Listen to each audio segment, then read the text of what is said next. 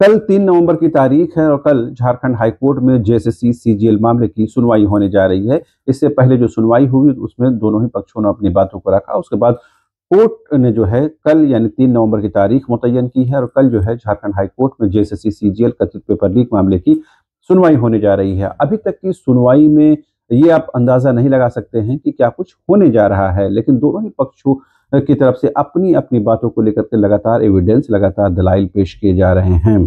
सरकार की तरफ से, जेएसएससी की तरफ से, सीआईडी की तरफ से, हस्तक्षेपकर्ता यानी कि सफल जो छात्र है उनकी तरफ से लगातार ये कहा जा रहा है कि ये पेपर लीक नहीं हुआ है।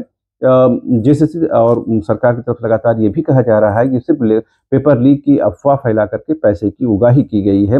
लिहाजा कहीं से भी ये बात साबित नहीं होती है कि ये पेपर लीक हुआ है। लिहाजा कहीं न कहीं इस रिजल्ट को प्रकाशित करना चाहिए और छात्रों को राहत देना चाहिए। जबकि दूसरा पक्ष लगातार ये कह रहा है कि इसमें पेपर लीक हुआ है, इंटरनेट बंद करने के बाद भी ये पेपर लीक हुआ है और इसके तमाम सबूत जो है कोर्ट को मुहैया कराए गए हैं। लिहाजा इस परीक्षा को पूरी तरह से रद्द करके सीबीआई जांच के हवाले करना चाहिए, ऐसा उनके याचिकाकर्ताओं की तरफ से लगातार कहा जा रहा है। लेकिन अभी तक कोर्ट का कोई रिमार्क, कोई जजमेंट जो है नहीं आया है। दोनों तरफ से कोर्ट जो है बातों को सुन रहा है। लेकिन इस बीच इससे पहले जो सुनवाई हुई तो सुप्रीम कोर्ट की तरफ जो अधिवक्ता हैं शंकर नारायण, जो हस्तक्षेपकर्ता यानी कि सफल अभ्यर्थियों के जो अधिवक्ता हैं उनकी पैरवी जो कर रहे हैं, उन्होंने कहा कि सिर्फ जांच के नाम पर चयन प्रक्रिया को लंबे समय तक रोकना उचित नहीं है। यानी उन्होंने जोर देकर ये बताने की कोशिश की है कि जो जांच चल रही है वो अपनी जगह है, लेकिन इस जांच के नाम पर जो है रिजल्ट के प्रकाशन को लंबे समय तक रोके रखना सही नहीं है, उचित नहीं है। लिहाजा उन्होंने इनडायरेक्टली ये कहा है कि इस रिजल्ट का प्रकाशन होना चाहिए। जबकि महाधिवक्ता लगातार ये कह रहे हैं कि सीआईडी जांच में कहीं से भी पेपर लीक की बात सामने नहीं आई है।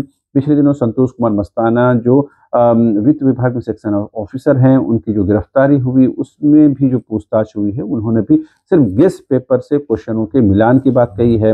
उन्होंने भी पेपर लीक की बात नहीं कही है, जैसा कि कोर्ट में बताया गया है। तो जाहिर सी बात है कहीं न कहीं लगातार महाधिवक्ता की तरफ से, सरकार की तरफ से ये कहा जा रहा है कि पूरे राज्य में इस परीक्षा को लेकर के 830 केंद्र बनाए गए थे, जिसमें 3-4 परीक्षा केंद्रों में ही अनियमितता की शिकायत या संभावना व्यक्त की गई है। लिहाजा पूरे राज्य में इस तरह की कोई शिकायत नहीं आई है। लिहाजा व्यापक पैमाने पर इस बात को सामने नहीं लाया गया है, न ही किसी छात्र ने इस बात की शिकायत की है।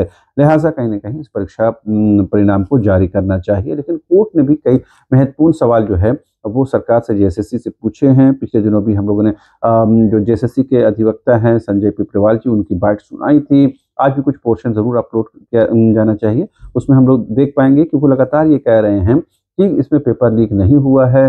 जो ये कहा जा रहा है कि पहले दिन यानी 21 सितंबर 2024 को और 22 सितंबर 2024 को जो परीक्षार्थी पास आउट हुए हैं उनके जो अनुपात हैं वो बहुत ज़्यादा उसमें डिफरेंस है। उन्होंने कहा कि पहले दिन हिंदी पेपर हुआ था और उसमें छात्रों की संख्या कम थी, वो पेपर हार्ड था, इसमें कम क्वालिफाई हुए। जिसमें दूसरे दिन रीजनल पेपर, क्षेत्रीय भाषा की परीक्षा हुई, उसमें जो परीक्षार्थी ज़्यादा थे, लिहाजा उसमें ज़्यादा क्वालिफाई हुए। लिहाजा इस बुनियाद पर परीक्षा को संदिग्ध माना जाना गलत है। उन्होंने इस तरह की बातें कही थी। लेकिन हाईकोर्ट ने पूछा कि पुराने प्रश्नों को क्यों रिपीट किया गया है, क्या नए प्रश्न नहीं थे? जबकि सरकार की तरफ से, जेएसएससी की तरफ से ये कहा जा रहा कि जो 3 से 4 साल पुराने प्रश्न थे उन्हीं को रिपीट किया गया है, जिस बात का प्रोविजन भी है, जैसा उन्होंने बताने की कोशिश की है। साथ ही कोर्ट ने यह भी जानना चाहा है कि जो भी सबूत याचिकाकर्ताओं की तरफ से दिए गए हैं उनके इलेक्ट्रॉनिक डिवाइस को फॉरेंसिक जांच के लिए, जांच पड़ताल के लिए बाहर दूसरे राज्य क्यों नहीं भेजा गया है। तो कई ऐसे महत्वपूर्ण सवाल कोर्ट ने जो है सरकार से, जेएसएससी से